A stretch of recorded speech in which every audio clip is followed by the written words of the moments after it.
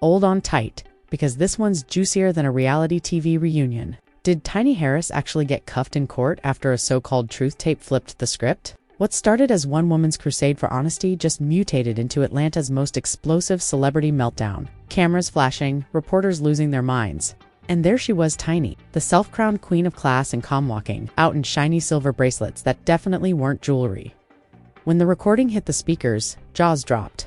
A voice identical to hers admitted to faking evidence, playing puppet master, and wrecking lives like it was a hobby. But here's the kicker. What if that wasn't her voice at all? What if the justice machine she once weaponized is now chewing her up for breakfast? Because let's be real, in the fame game, truth isn't black or white. It's airbrushed, edited, and clickbaited to death. Tonight, we're unpacking the arrest, the betrayal, and the scandal that might just rewrite everything we thought we knew about Tiny, T.I., and the royal mess they built together. Buckle up, this isn't gossip. It's digital history in the making. Strap in, because this isn't your average Hollywood mess, this is Tiny, the fall of a queen. When the story exploded, the whole city gasped. The same woman who once ruled Atlanta's celeb kingdom with quiet elegance and low-key power moves was now trembling under harsh courtroom lights. Tiny Harris, the poster child for grace and glopes, had officially become breaking news for all the wrong reasons. Cameras popped, reporters screamed, and for the first time ever, she didn't flash that signature smile. The empire she built was now tuning in live to her downfall, and they were eating it up. The gossip mill had already been on fire for days. Tiny's busted. There's proof. It's all on tape. But nobody had a clue what kind of tape they were talking about until the courtroom turned into a movie set. Lawyers whispered. Fans chanted outside. Journalists live-tweeted every breath. Then boom, the screen flickered. The judge demanded silence, and the tape rolled. A soft, haunting voice filled the room. It sounded like Tiny, but could it really be her? I faked it, the voice confessed. I made it all up. I had to destroy him before he destroyed me. Gasps hit like thunder. The so-called confession painted her not as the victim, but as the villain, a woman who allegedly framed her ex, T.I., and stabbed her bestie Shekinah in the back for revenge. Tiny froze. Her lawyers erupted, yelling, "Fake, doctor, deepfake." But the damage was instant. Cameras zoomed in. Tweets flew. The internet had already picked its villain. For years, she'd been Atlanta's symbol of silent strength, betrayed. Heartbroken, but unbreakable. Yet that morning, the queen looked small, trembling as she fought back tears under the fluorescent glow. The same throne that once adored her now watched, hungry as she began to fall. The judge demanded order. But good luck with Atlanta was too busy watching its queen crumble. And honestly, in many eyes, she'd already fallen. What most people didn't know was that this so-called tape had a backstory juicier than a season finale. Weeks before the trial, an anonymous email slid into a top entertainment network's inbox. No name, no sender. Just one cryptic line. "If you want the real truth about Tiny, play this in court." Attached was the file that would light the match. Her lawyers scrambled to block it, calling it unverified, inadmissible, digital trash. But the prosecution wouldn't back down, and word on the street was someone powerful was funding the whole show. Whispers swirled that T.I.'s camp had been on a dirt-digging mission, desperate to rebuild his image after Tiny's expose wrecked his reputation. Others swore her once ride-or-die bestie Shekinah had gone rogue, leaking recordings just to watch her burn. No one could prove a thing, but one fact stood. Toltany was trapped. Behind her designer poise, she was unraveling fast. Friends claimed she hadn't slept in days, haunted by every conversation, every secret she'd ever shared. What if someone had been recording her from the start? What if every smile had been bait in a bigger setup? Outside, the city split in two halves, chanting justice for Tiny, the other half screaming lock her up. Social media didn't wait for evidence. It crowned its villain overnight. To some, she was the wronged woman finally pushed too far. To others, she was the puppet master who got tangled in her own strings. And inside, her lawyer Silverhair.com, under fire, pleaded with the judge to test the tape's authenticity. His voice, the only steady sound in a storm, built for headlines. "We'll prove this is a deepfake," her lawyer declared. Voice steady, but sharp. "We'll show that isn't her voice." Bold move, but the prosecution came locked and loaded. They dropped receipts like a Netflix cliffhanger, transcripts, text messages, and even a so-called witness who swore they'd heard Tiny admit everything weeks before. The crowd gasped again. Tiny went pale. She tried to defend herself, but the judge shut it down cold. "Mrs. Harris, you'll have your time." Too bad time had already left the chat by lunchtime. The headlines were everywhere. Tiny arrested after fake tape confession. Atlanta queen falls from grace. Shekinah speaks. I warned her. The media was feasting. The world was watching, and Tiny Harris, once the master of her own story, had become its captive. Cameras zoomed in on her shaking hands, reporters screamed her name, and she couldn't say a word. The cruel twist. Nobody actually knew the full truth. Somewhere in that chaos of voices and lies, one secret still hid in the shadows, waiting to either save her or finish her off. That night, Atlanta pulsed like a broken wire. The city had seen its fair share of drama-seeding scandals, leaked tapes, messy breakups, but this was different. This was a queen dethroned. Outside the courthouse, lights from news vans painted the streets blue and white, as fans turned into opposing armies. "She's innocent," one side cried. "She's a fraud," the other snapped. And in the noise, the truth did what it always does when fame becomes bloodsport. It disappeared.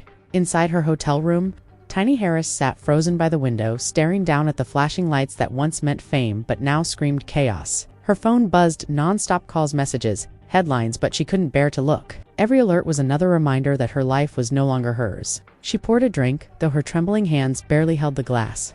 On the muted TV, her own face glared back.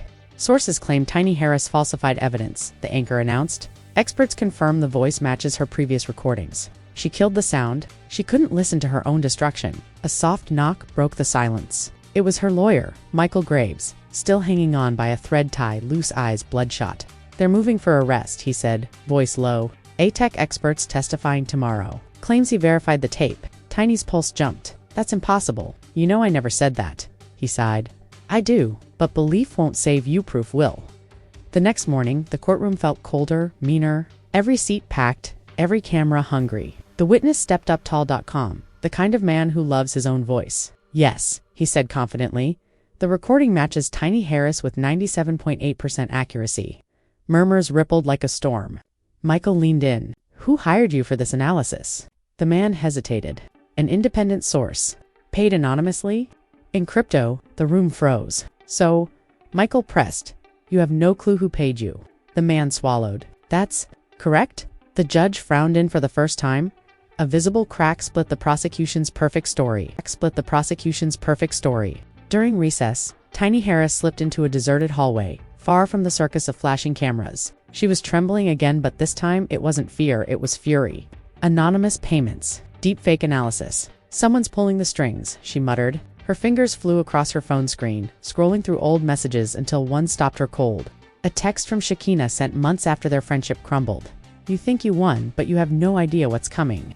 Tiny's stomach twisted. Could Shekinah really have gone that far? Drama was her brand, but betrayal like this? Tiny wanted to deny it, but in that moment, she realized she didn't know who she could trust anymore.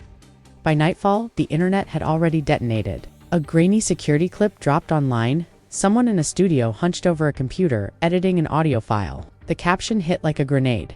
"Guess who's behind Tiny's tape?" The web went nuclear. The figure's face was blurred, but the silhouette, the hair looked painfully familiar. Within minutes, hashtags were everywhere. Hashtag SHEKINAH did it. Hashtag Justice for Tiny. For the first time in weeks, public opinion started to flip. Comment sections overflowed with sympathy and outrage. But Tiny didn't buy it. The timing was too clean, too staged, too Hollywood. Back in her room, she played the clip on repeat, eyes burning with suspicion. Then freeze. In the glass reflection behind the mystery woman stood a tall man in a hat, half his face hidden in shadow. Her breath caught. It looked like T. Could it really be him? Was this all his move to destroy her, fix his image, and crown her the villain? The thought hit like a punch. Tiny slammed the laptop shut, buried her face in her hands, and let the silence close in. Whoever was running this game wasn't just after her career, they were after her truth.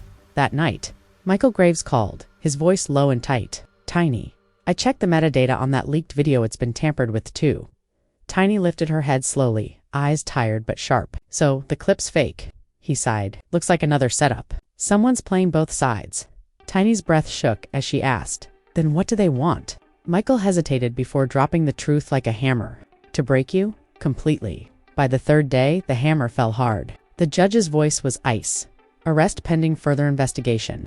The bailiffs closed in. Tiny Harris didn't fight, didn't cry. She just shut her eyes as the handcuffs clicked metallic final, louder than every camera flash combined. Reporters screamed her name, questions flying like bullets, while Michael's voice vanished under the roar. The Queen of Atlanta, once the heartbeat of her empire, was now being escorted out like a headline criminal. In the police van, the world went quiet. The engine hummed, the city blurred by. Tiny stared at her reflection-tired eyes, mascara streaked, pride cracked, but not gone. "This isn't how it ends," she whispered. The guard looked up, said nothing. Beneath the humiliation, something raw ignited again. She'd lost it all before: love, loyalty, peace, and rebuilt from ashes. She could do it again, but this time it wasn't about fame. It was about truth. When the van pulled into the detention center just after midnight, her confiscated phone buzzed from an evidence bag. One new message blinked on the lock screen. "You were never supposed to find out."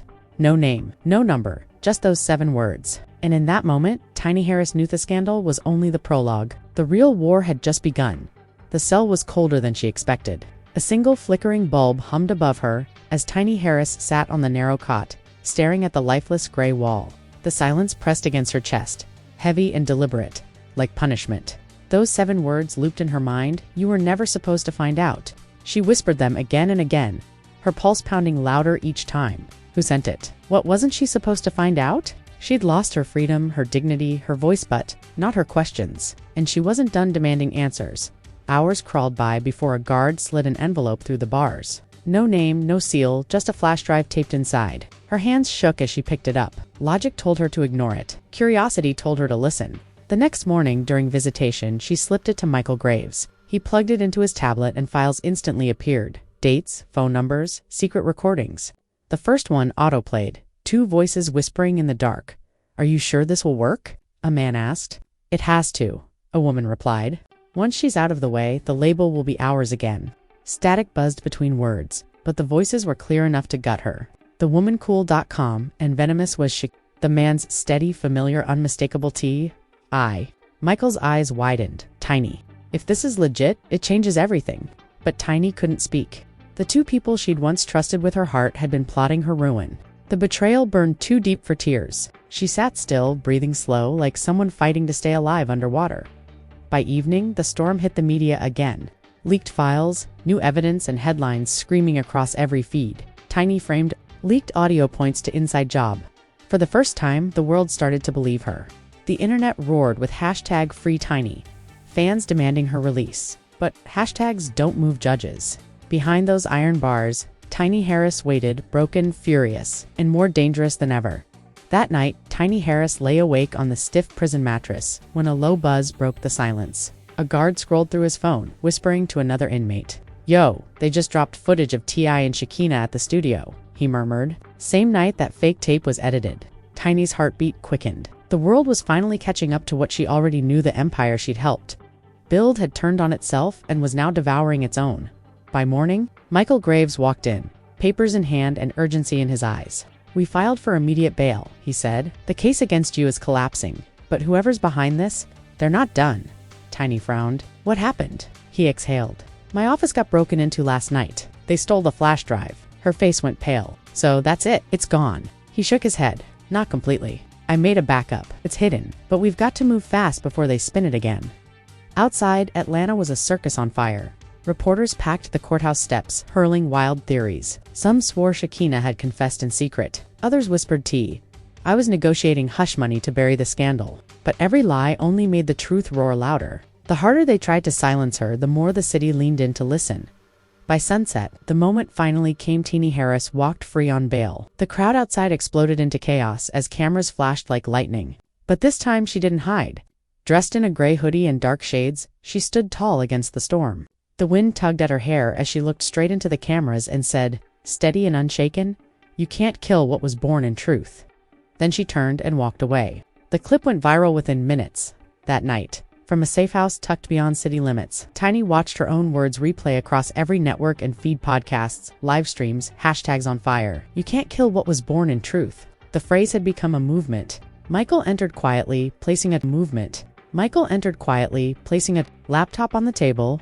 "The backup file's secure," he said, eyes hard with purpose. "And there's more. You need to see this." "The backup's secure," Michael Graves said, lowering his voice. "And there's one more thing." He pressed play. On the laptop screen, a grainy parking lot video flickered to life. Shekinah, handing an envelope to a man in a hoodie. The day before Tiny Harris was arrested, Tiny leaned closer, her eyes narrowing like a detective, spotting her final clue. "That's the courier," she whispered. "The one who delivered the fake tape?" Michael nodded. "Exactly. We've got enough to flip this whole thing. But remember, the courtroom's not the only battlefield now. This story's viral, and they'll burn the internet down before letting you take control." Tiny's lips curved into the faintest smile. The exhaustion in her eyes gave way to something fierce. Alive? Then we give them what they fear the most, she said quietly. Outside, the city pulsed with camera lights and chaos. But inside that dim room, Tiny Harris took out a notebook and began to write. Not a confession. A declaration. Her voice was returning, stronger than ever, and this time, she wasn't whispering for forgiveness. She was rewriting the narrative. And now the question setting the internet ablaze. Was Tiny Harris the victim of a ruthless setup, but the mastermind who played the game a little too perfectly and lost control? The tapes, the betrayal, the lies, every thread leads to a truth no one's ready to face. Because in the world of fame, justice doesn't live in the courtroom, it lives in the headlines. Some say it's karma that after years of quiet, the ghosts of Tiny Harris's past finally decided to knock. Others swear she's being punished for daring to speak her truth in a world that only loves women when they're silent. But one thing's crystal clear. This saga isn't over. That so-called tape. Just the trailer.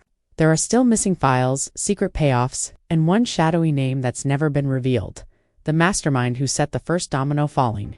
So, what's your verdict? Was Tiny framed by her own inner circle, betrayed by the two people she trusted most? Or is there a darker puppet master pulling every string from behind the curtain? Drop your theories in the comments. We're watching. Type #FreeTiny if you believe she's innocent, or #TinyExposed if you think the evidence speaks for itself. And don't just scroll, hit that like button if you think this story deserves real justice. And make sure to subscribe because in this city of fame and fakes, the next twist is already loading. Stay tuned. The truth hasn't dropped yet. But when it does, it's going to blow the lid off everything.